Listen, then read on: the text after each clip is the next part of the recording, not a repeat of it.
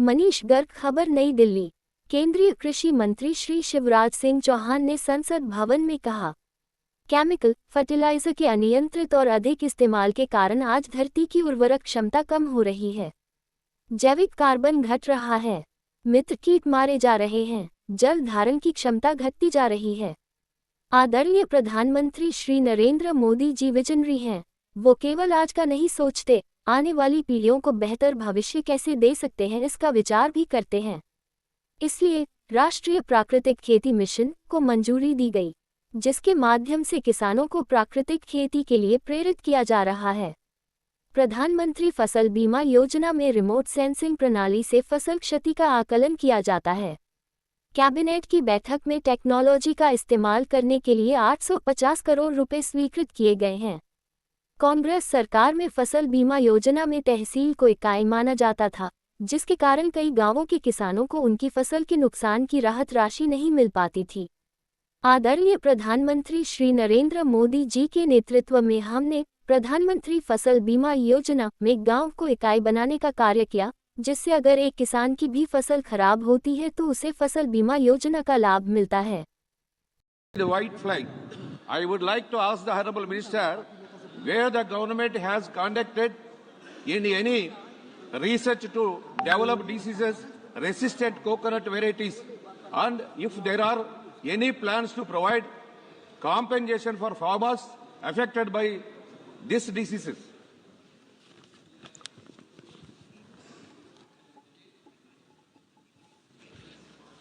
माननीय अध्यक्ष महोदय, किसानों की आय बढ़ाना प्रधानमंत्री नरेंद्र मोदी जी की सर्वोच्च प्राथमिकता है और मुझे ये बताते हुए खुशी है, मैं पार्थ सारथी जी का हृदय से आभार व्यक्त करता हूं कि नारियल से संबंधित प्रश्न उन्होंने पूछा है और नारियल के उत्पादन में आज भारत दुनिया में नंबर 1 के स्थान पर पहुंचा है।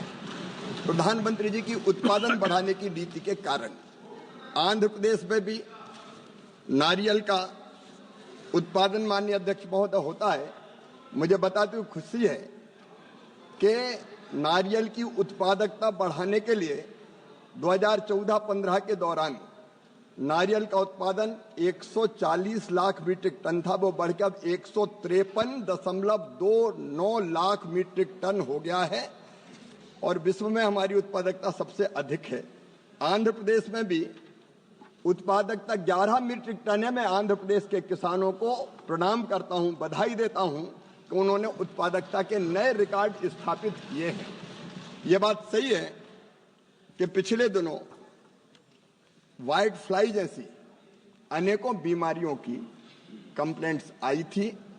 मैं माननीय सदस्य को बताना चाहता हूं कि नारियल विकास बोर्ड ने इसके लिए, इसको नियंत्रित करने के लिए विभिन्न केंद्रीय संस्थान जैसे केंद्रीय बागानी फसल शोध संस्थान, कासारगोड केरल, राष्ट्रीय कृषि कीट संसाधन ब्यूरो बेंगलोर, राज्य कृषि विश्वविद्यालय जैसे डॉक्टर BSIR बागवानी विश्वविद्यालय, तमिलनाडु कृषि विश्वविद्यालय, कोयम्बटूर के माध्यम से इस व्हाइट फ्लाई के प्रबंधन के लिए 8 परियोजनाएं अनुमोदित की है और इन संस्थानों ने व्हाइट फ्लाई के रोकथाम के लिए जैविक नियंत्रण की संस्तुति की है।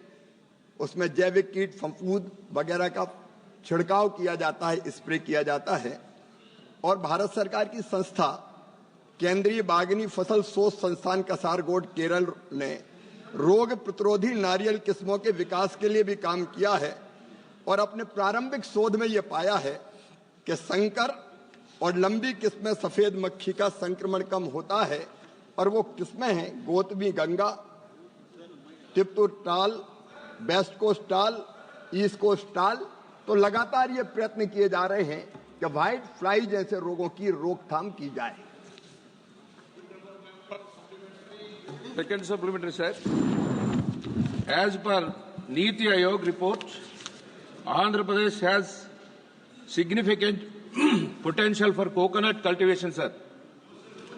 The DJ Sampurna variety, known for its high yield of more than 43,000 nuts per hectare, sir, has shown great potential in the state. Could the Honorable Minister kindly elaborate on where the government is taking any initiatives to promote and expand the cultivation of this high-yielding variety in Andhra Pradesh, sir? माननीय अध्यक्ष महोदय, माननीय विद्वान सदस्य का कहना बिल्कुल सही है।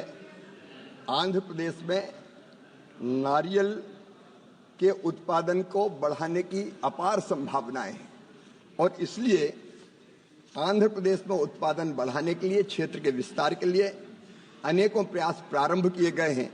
नारियल विकास बोर्ड की नारियल क्षेत्र विस्तार पर एक विशेष योजना है जिसमें प्रति हेक्टर 6,500 से लेकर 15,000 रुपए तक की वित्तीय सहायता दी जाती है। पिछले 10 वर्षों के दौरान आंध्र प्रदेश राज्य में 14-15 से 23-24 तक कुल नारियल क्षेत्र का विस्तार 12,391 हेक्टर किया गया है और जिससे 12,406 किसान लाभान्वित हुए हैं। इसके अतिरिक्त माननीय अध्यक्ष महोदय, आंध्र प्रदेश सहित सभी राज्यों के लिए नारियल क्षेत्र के समग्र विकास के लिए बोर्ड की विभिन्न योजनाओं के माध्यम से गुणवत्तापूर्ण रोपण सामग्री का उत्पादन और उत्पादकता वृद्धि, मूल्य संवर्धन और विपणन, बीमा कवरेज और कौशल विकास के लिए वित्तीय सहायता प्रदान कर रहा है। मैं माननीय सदस्य को आश्वस्त करता हूं कि मैं राज्य की टीम के साथ भी, मैं अनेकों राज्यों में अलग अलग फसल के लिए जाता हूं, उनके साथ और राज्य की टीम के साथ बैठकर अगर क्षेत्र के विस्तार के लिए और कदम उठाने होंगे तो हम जरूर उठाएंगे। Shri Beni बहनान। Sir, as you know that our state is known as the land of coconut. Sir, we are facing a very serious problem because of the root wilt disease. See, is the government aware of the alarming spread of this root wilt disease in coconut plantation, particularly in Kerala and other states?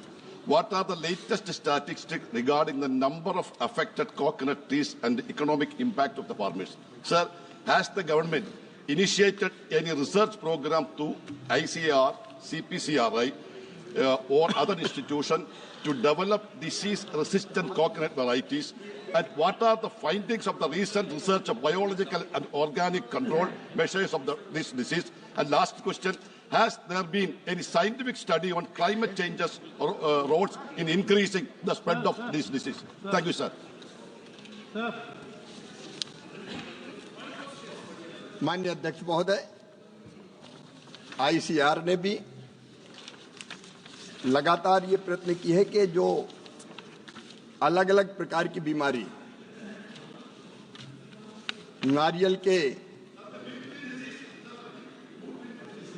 Palm tree के ऊपर जो आती है उस पर शोध किया जाए और शोध करने के बाद माननीय अध्यक्ष जी उन बीमारियों से निपटने के अनेक उपाय किए गए हैं। केरल कृषि विश्वविद्यालय द्वारा YSR बागवानी विश्वविद्यालय द्वारा भी नई फसलें विकसित की गई है।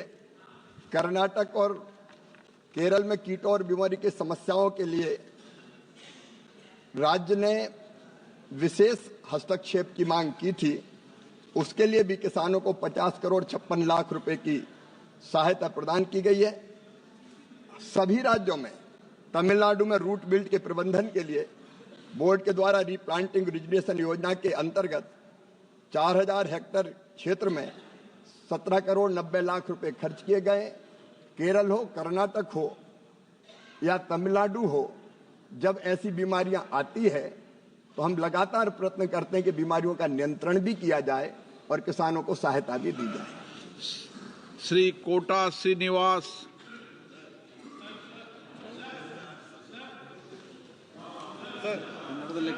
Sir, my question, sir. What is the current MSP for copra? What is the MSP, minimum support price, value of copra procured during last 3 years? Sir.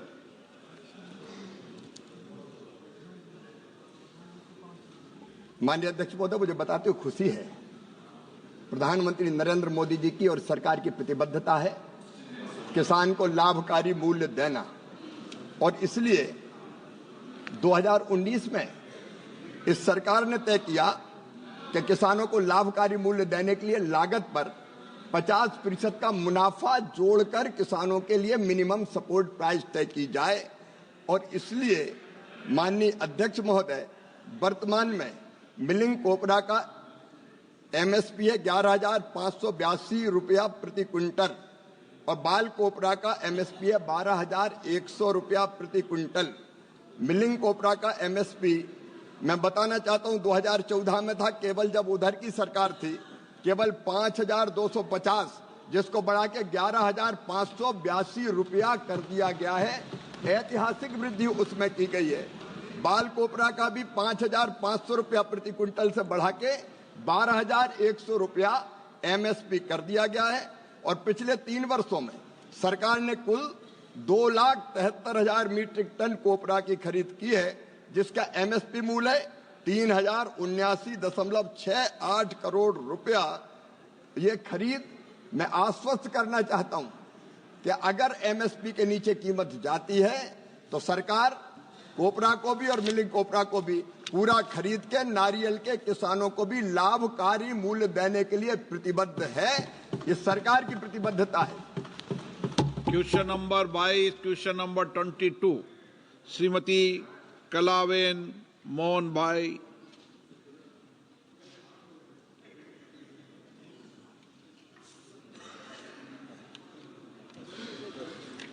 प्रश्न संख्या 22। माननीय मंत्री जी। अध्यक्ष महोदय, एक विवरण सभा पटल पर रखा गया है। धन्यवाद अध्यक्ष महोदय। मैं आदिवासी बाहुल्य प्रदेश से आती हूँ, जहाँ ज़्यादातर आदिवासी लोग खेती पर निर्भर हैं।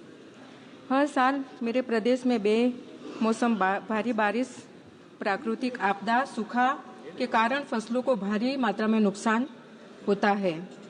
महोदय, देश में प्रधानमंत्री फसल बीमा योजना लागू होकर 9 साल हो गए हैं, लेकिन मेरे प्रदेश में यह योजना अभी तक लागू नहीं है। और कृषि मंत्री जी ने अपने उत्तर में कहा है कि मेरे प्रदेश में इस योजना को नहीं चुना है।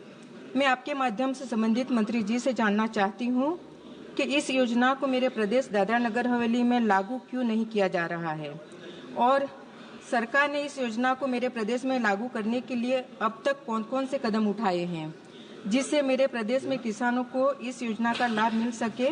और मैं यह भी जानना चाहती हूँ कि मेरे प्रदेश में इस सफल योजना को न चुनने का कारण क्या है, उसके बारे में विस्तृत जानकारी दी। माननीय अध्यक्ष महोदय, मैं माननीय सदस्य का आभारी हूं। उनके मन में किसानों के कल्याण की तलब है, उन्होंने इस सवाल को उठाया है। ये बात सच है कि प्रधानमंत्री फसल बीमा योजना देश के किसानों के लिए वरदान बन के सामने आई है। और आज प्रधानमंत्री फसल बीमा योजना बीमा आवेदन के मामले में दुनिया की सबसे बड़ी फसल योजना है। और इसके लिए मैं प्रधानमंत्री नरेंद्र मोदी जी का आभार व्यक्त करता हूं। लेकिन कृषि राज्य का विषय है माननीय अध्यक्ष महोदय, और ये योजना स्वैच्छिक है। इस योजना को चुनना राज्य की इच्छा पर निर्भर करता है। 23 राज्यों ने और केंद्र शासित प्रदेशों ने इस योजना का चयन किया है, लेकिन कुछ राज्य या केंद्र शासित प्रदेश अपने यहाँ की योजना भी चलाते हैं, इसलिए कुछ राज्यों ने इसका चयन नहीं किया है। क्योंकि माननीय अध्यक्ष महोदय, योजना स्वैच्छिक है, इसलिए केंद्र शासित प्रदेश के प्रशासन पर निर्भर है कि वो योजना का चयन करे। लेकिन मैं माननीय सदस्य की चिंता से अवगत हुआ हूं। हम वहां प्रशासन से केंद्र शासित प्रदेश की चर्चा करके अगर वो चाहेंगे, उनका प्रस्ताव आएगा, तो जरूर इस योजना को वहां लागू करेंगे। Honourable member supplementary. महोदय, मैं आपके माध्यम से मंत्री जी से पूछना चाहती हूँ, क्या मंत्रालय प्रधानमंत्री फसल बीमा योजना जब तक मेरे प्रदेश में लागू नहीं है, तब तक क्या सरकार मेरे प्रदेश के स्थानिक प्रशासन के माध्यम से अधिकारियों की टीम या केंद्रीय स्तर के अधिकारियों की विशेष टीम बनाकर किसानों को फसलों के हुए नुकसानों का निरीक्षण करके सर्वे कर बीमा कराने पर विचार कर रही है? यदि हाँ, तो उस हेतु सरकार द्वारा क्या प्रयास किए गए हैं जिससे मेरे प्रदेश के किसानों को उनकी फसलों के लिए नुकसान का शीघ्र मुआवजा मिल सके? माननीय अध्यक्ष महोदय, किसानों का नुकसान हो तो उसकी भरपाई हो जाए, ये मोदी सरकार की रणनीति है और इसलिए प्रधानमंत्री फसल जैसी योजना बनी है। मैं माननीय सदस्य की चिंता से सहमत हूं। मैं वहां के प्रशासन के साथ, एडमिनिस्ट्रेटर के साथ भी, अपने केंद्र सरकार के अधिकारियों के साथ मैं उनको बुलाऊंगा या उनके साथ चर्चा और बातचीत करूंगा। मैं किसानों के बीच भी आने को तैयार हूं। माननीय सदस्य भी साथ रहे, हम किसानों के बीच भी बैठेंगे और किसानों के बीच बैठकर स्थानीय प्रशासन, केंद्र सरकार के अधिकारी, हम और आप कहेंगे तो वैज्ञानिकों की टीम भी लाएंगे। बैठकर हम कैसे दादरा नगर हवेली के किसानों के कल्याण के लिए और योजनाएं बना सकते हैं, उनको राहत दे सकते हैं, उत्पादन बढ़ाने पे काम कर सकते हैं। मैं अलग अलग राज्यों में माननीय अध्यक्ष महोदय जा रहा हूं और किसानों के साथ सीधी चर्चा भी कर रहा हूं। तो हम जरूर दादरा और नगर हवेली के लिए भी किसानों के कल्याण के लिए हर कदम उठाने का प्रयास करेंगे। मैं माननीय सदस्य जी को फिर आश्वस्त करता हूं कि जब आप चाहें मंत्रालय आइए और अगर आप कहेंगे तो हम भी टीम लेके आपके यहाँ आएंगे। श्री ज्ञानेश्वर पाटिल। धन्यवाद अध्यक्ष महोदय। मैं माननीय मंत्री जी से आपके माध्यम से जानना चाहता हूं कि महोदय, मेरे संसदीय क्षेत्र खंडवा में 60,000 एकड़ में केले की फसल का उत्पादन होता है और उसमें हर वर्ष मौसम बदलाव की वजह से, तेज धूप, उसके आंधी तूफान की वजह से हर साल फसल प्रभावित होती है। इस वर्ष भी लगभग 3 बार किसानों की फसल प्रभावित हुई है और जिसमें लगभग 25,000 एकड़ में किसानों की फसल प्रभावित हुई है, जिससे करोड़ों रुपए की किसानों को नुकसान हुआ है। मैं आपके माध्यम से माननीय मंत्री से जानना चाहता हूं कि मौसम आधारित फसल बीमा लागू किया गया है, यदि नहीं तो इस योजना को शुरू किए जाने अथवा केले की फसलों को PMFBY में सम्मिलित करने का विचार रखती है और क्या प्रधानमंत्री फसल बीमा योजना के अंतर्गत दावों के भुगतान करने के लिए कोई समय सीमा तय है? यदि हाँ, तो इस समय सीमा के अंदर कितना भुगतान किया जाता है और भुगतान नहीं करने पर भारत सरकार द्वारा क्या कदम उठाए जाते हैं? माननीय अध्यक्ष महोदय, जैसा मैंने निवेदन किया, विद्वान सदस्य ज्ञानेश्वर पाटिल जी किसान हितैषी सदस्य हैं और किसानों के कल्याण के लिए सदैव काम करते हैं। लेकिन मैंने जैसा निवेदन किया, प्रधानमंत्री फसल बीमा योजना और उसमें भी बागवानी फसलों के लिए मौसम आधारित फसल बीमा योजना केंद्र सरकार लागू करती है राज्य सरकारों के प्रस्ताव पर। मध्य प्रदेश में केले का बहुत अच्छा उत्पादन होता है और अलग अलग राज्य सरकारें अपने किसानों के हित के लिए कदम उठाती है। मुझे ध्यान है मध्य प्रदेश के मुख्यमंत्री श्री मोहन यादव बहुत कर्मठ और गतिशील मुख्यमंत्री हैं।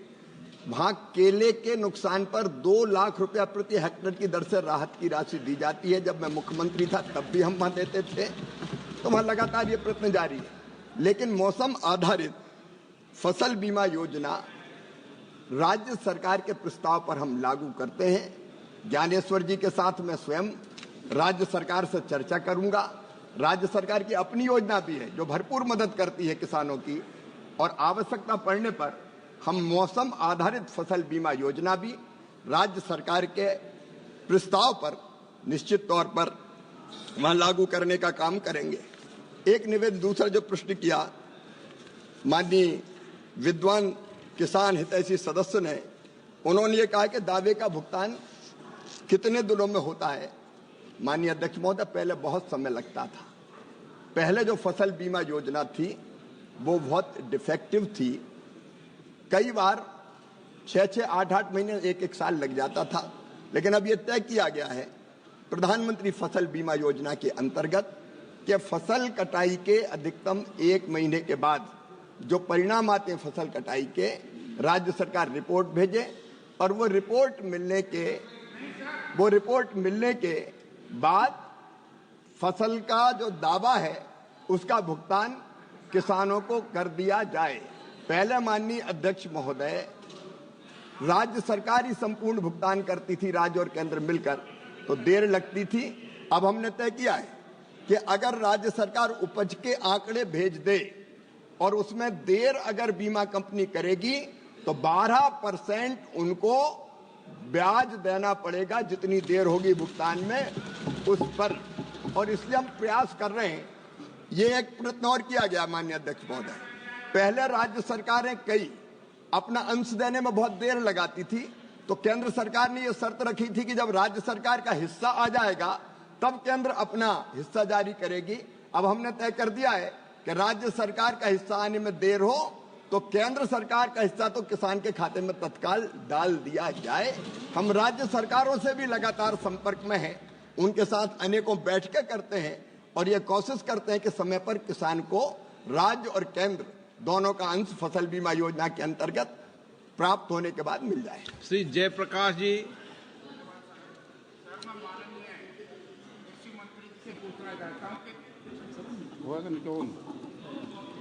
चालू है, माइक चालू है।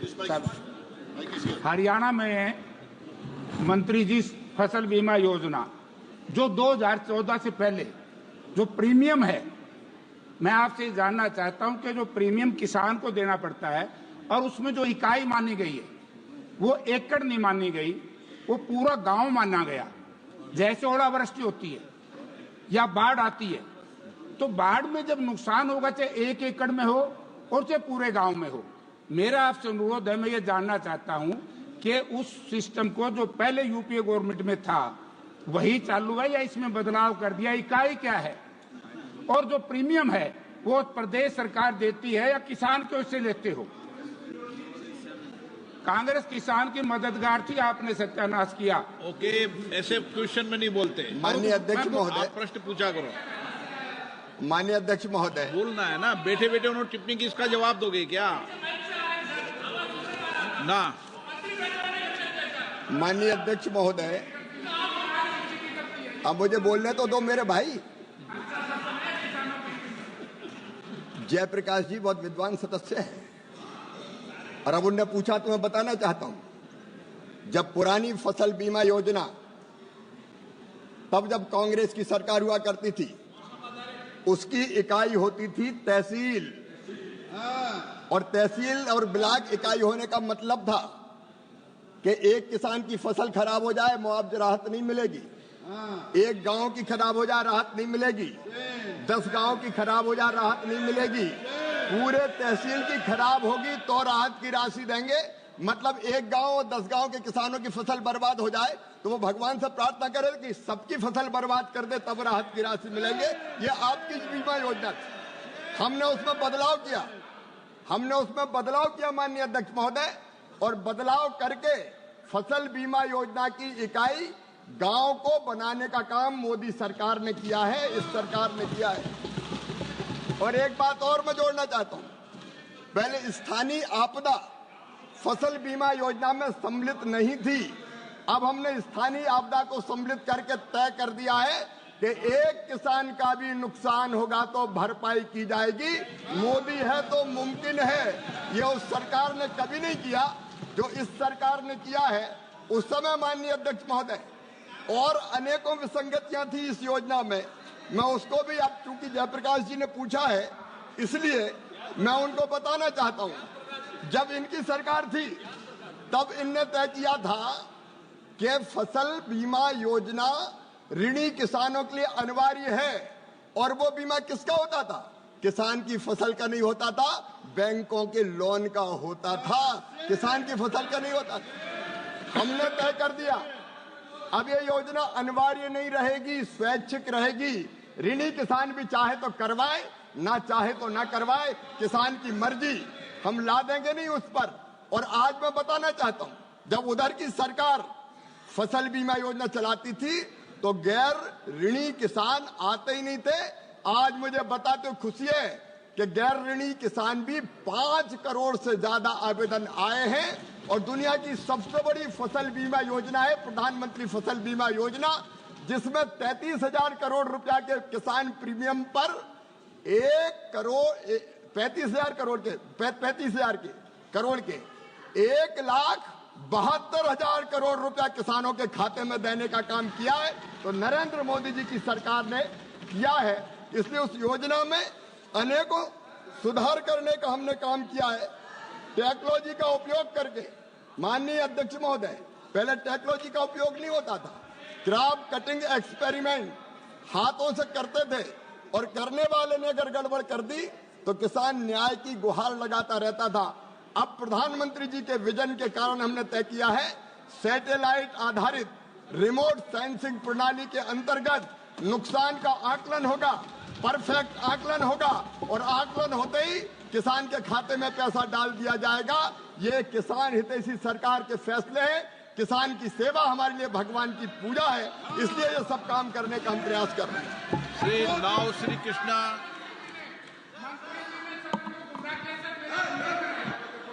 Thank you, sir.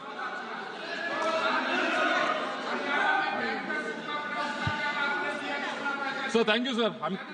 I represent Palnadu district. It is very much dependent on agriculture, sir. Not only my district, but also across the country. We are all dependent on agriculture. And we also, in the budget speech also, Madam has mentioned that we want to become the football of the world also. But in the answer given by the Minister in August 2024, there are only 5 public sector general insurance companies, sir, and only 15 private general insurance companies in this country, which is focused on the agriculture insurance, sir. For a large country like this, this is a very, very small number. And second issue is, out of 200 crops that are being sown by our farmers, only 60 crops are right now covered under the insurance by the insurance companies, sir, which is also very low when compared to other countries, sir. So I also, just now, Minister also mentioned, sir, that we have moved from the block level to the village level, and I have to ask on behalf of my farmers that when we are going to move to the farm gate level, sir. So based on these 3 issues, the request from our farmers is there any proposal to increase the number of insurance companies? Second is increase of the number of crops that are covered under the insurance. Third is when we are moving to the farm gate level, sir. Thank you. माननीय अध्यक्ष महोदय, इस योजना में जैसे technology का इस्तेमाल हो रहा है, क्योंकि पहले क्रॉप कटिंग एक्सपेरिमेंट दोषपूर्ण होते थे तो बीमा कंपनियां नहीं आती थी। इस समय प्रधानमंत्री फसल बीमा योजना में 5 सार्वजनिक कंपनियां और 15 निजी कंपनियां, कुल मिला के 20 कंपनियां भागीदारी कर रही है। और अभी पिछली कैबिनेट की बैठक में हमने टेक्नोलॉजी का इस्तेमाल करने के लिए 850 करोड़ रुपया और फसल बीमा योजना के लिए दिए हैं। जो मैंने बताया कि वैज्ञानिक ढंग से अगर फसल की क्षति का आकलन होगा तो बीमा कंपनी और सरकार में फिर झगड़ा नहीं होता। नहीं, कई बार पहले दावे का भुगतान इसलिए देर से होता था कि बीमा कंपनी कहती थी कि क्रॉप कटिंग एक्सपेरिमेंट सही नहीं है, इतना नुकसान नहीं हुआ। अब वो रिमोट सेंसिंग की प्रणाली के कारण लगभग वो खत्म हो गया है, वो शिकायतें समाप्त हो गई है, इसलिए और ज्यादा बीमा कंपनियां आएंगी। जहां तक फसल बीमा योजना में और अधिक फसलों को सम्मिलित करने का सवाल है, लगातार इन फसलों की संख्या बढ़ाने का प्रयास किया जाता रहा है और नई फसल को सम्मिलित करने के अगर प्रस्ताव आएंगे तो उन पर भी गंभीरतापूर्वक विचार करके हम लगातार और फसलों को भी सम्मिलित करने का काम करते रहेंगे। पहले जब सरकार हुआ करती थी तब केवल 1 बीमा कंपनी थी, अब 20 बीमा कंपनियां आ गई है जो फसल का बीमा कर रही है। और उसी का परिणाम है माननीय अध्यक्ष महोदय कि इस फसल बीमा योजना में किसानों का विश्वास लगातार बढ़ता जा रहा है और अब 14 करोड़ आवेदन फसल बीमा योजना के लिए किसान आवेदन आए हैं, जो अपने आप में रिकॉर्ड है।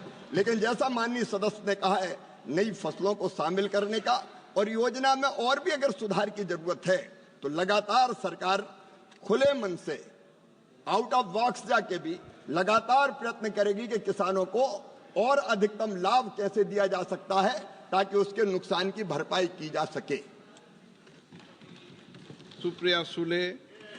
सर मैं आपकी आभारी हूँ क्योंकि यह सवाल बहुत महत्वपूर्ण है। सर ने महाराष्ट्र देश के बारे में बहुत अच्छी तरह हम सबको समझाया है। सर सिर्फ महाराष्ट्र में मैं पूछना चाहती हूँ कि महाराष्ट्र के जो कृषि मंत्री है आज के, उन्होंने ऑन रिकॉर्ड स्टेटमेंट दिया है कि 500 करोड़ रुपया का भ्रष्टाचार फसल बीमा योजना में हुआ है। और उसके बाद भारतीय जनता पार्टी के एक एमएलए है श्री सुरेश धस जी, उन्होंने कहा, करेक्ट किया आपके कृषि मंत्री जी को, कि वो 500 करोड़ नहीं 5,000 करोड़ रुपए का दिया है। मैं आपको बड़ी विनम्रता से पूछना चाहती हूँ सर कि क्या आपको इसके बारे में, महाराष्ट्र में जो 2.5 साल से आपकी सरकार थी और आज आपकी सरकार जो है, जो ऑन रिकॉर्ड ये आपका मंत्री भी कह रहा है, आप ही का एमएलए कह रहा है, उन्होंने आपको अवगत किया है क्या कि ये 5,000 करोड़ का जो गफला हुआ है फसल बीमा योजना में, जो आप ही के लोग कह रहे हैं, उसके बारे में आप अवगत है, हाँ या ना? और ना हो तो आप इसकी इंक्वायरी लगाएंगे, हाँ या ना? Thank you sir. अब माननीय अध्यक्ष महोदय, मुझे तो मैडम भी अवगत करा रही है, कभी 500 करोड़ और कभी 5,000 करोड़, ऐसे जुमलों से चीजें नहीं चलती। लेकिन मैं आपके माध्यम से और सदन के माध्यम से भी देश के किसानों को यह बताना चाहता हूं कि अगर कहीं गड़बड़ हुई और वो प्रमाणित हुई तो गड़बड़ करने वाले को कभी छोड़ा नहीं जाएगा। यह हमारी प्रतिबद्धता है। माननीय अध्यक्ष महोदय, महाराष्ट्र सरकार ने भी फसल बीमा योजना के क्रियान्वयन में सुधारात्मक कदम भी उठाए हैं और महाराष्ट्र में 80-110 का मॉडल लागू किया गया है। मैं फिर आश्वस्त करता हूं कि अगर कहीं गड़बड़ है तो जांच होगी और प्रमाणित हो गई तो गड़बड़ करने वाले को छोड़ा नहीं जाएगा। यह हमारी सरकार है। क्वेश्चन नंबर 23 श्री वैजयंत पांडा। माननीय मंत्री जी। Question is answer laid on the table of the House. Shri Pradyut बोरोदोलाई।